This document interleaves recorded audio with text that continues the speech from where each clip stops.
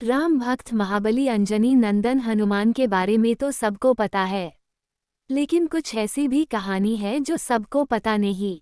ऐसा एक अनकही कहानी दिया गया है इस वीडियो में। कहानी का नाम हनुमान और बोधि वृक्ष। ये कहानी त्रेतायुग के समय की है, जब भगवान श्री राम अयोध्या के राजा बने थे और राजतिलक के बाद पूरा राज्य सुख शांति में जीवन बिता रहा था। हनुमान जी ने अपना संपूर्ण जीवन श्रीराम की सेवा में समर्पित कर दिया था।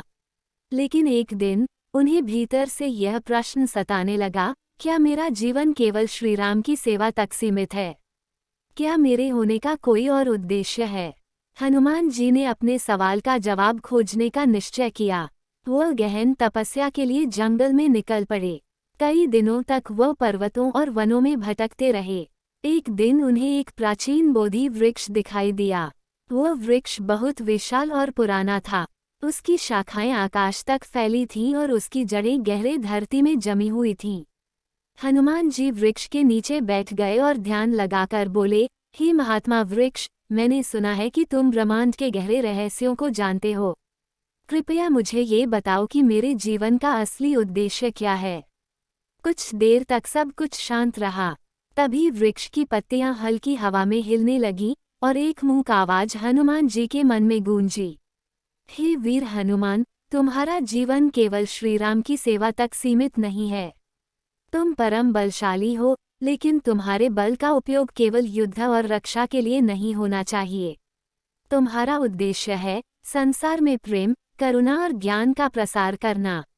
अपनी शक्ति का उपयोग दूसरों के कल्याण के लिए करो और अपने भीतर के अहंकार को पूरी तरह से समाप्त करो। यही तुम्हारा असली धर्म है।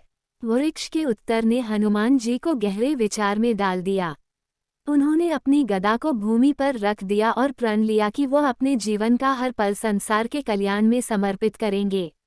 इसके बाद हनुमान जी ने विभिन्न स्थानों की यात्रा की।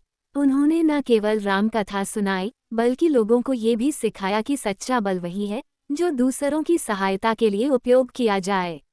वो पशु पक्षियों की रक्षा करते, भूखों को भोजन देते और जिनका कोई सहारा नहीं होता उन्हें सहारा देते।